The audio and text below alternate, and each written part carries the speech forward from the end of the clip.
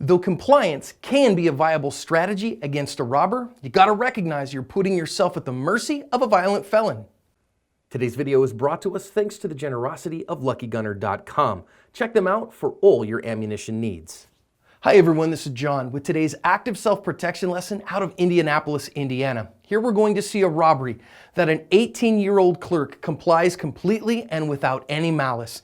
And we see the robber, who is 15 years old, is going to shoot him anyway for zero reason.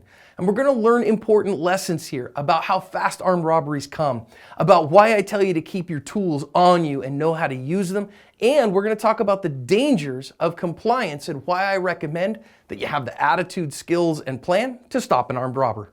So the robber bursts in immediately as this one starts and points his firearm at the clerk. And the clerk, just didn't have hardly any time at all. And you see him here trying to get into the register. And then when he comes around, because the guy tells him to come around, he starts grabbing at his pockets. Now you notice the clerk's not giving him a hard time here. If you go read the news story, clerk's only 18. The robber ends up being a 15-year-old robber here. I hesitate to call him a kid because of what he's doing. Now he's going to shake down his pockets, see what he's got. And now our robber's going to stuff all the money in the till in his pockets. But when he tells the clerk to go back in the back room, the clerk's like, oh, okay, fine, man, whatever. The robber shoots him multiple times anyways. Clerk ends up being listed in critical condition, though the information, news stories in the description says that he made it. You can see he's badly hurt here, but he's not completely down. Now, the crazy thing is that the robber doesn't leave. He stays at the store for some completely inexplicable reason, whether his ride left or whatever. So he chases the clerk back through the back, and shoots at him some more. And now the clerk has got to run away, but he's able to get to the front door, thankfully, and runs off to his apartment where he is, his neighbor's going to call 911 and he's okay.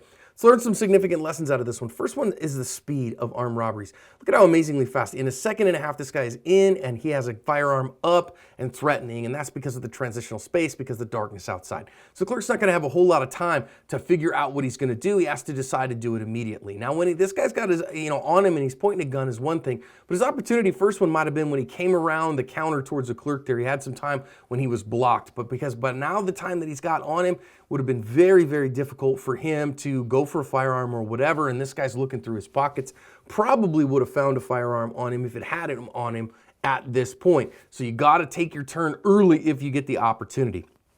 Now, I'm not saying this clerk had to be armed. I mean, if he couldn't, he couldn't. But there's an opportunity right here if he was as well and the gun wasn't found on him, because you notice that the robber's attention is on the money and not on the clerk. So you got to wait for your turn and you got to take your turn. Now, I also just want to talk about the dangers of compliance. This clerk was compliant, but he still got shot multiple times and it ended up with him in critical condition. So compliance is no guarantee of safety, which is why I tell you, man, to have the attitude, skills, and plan to protect yourself.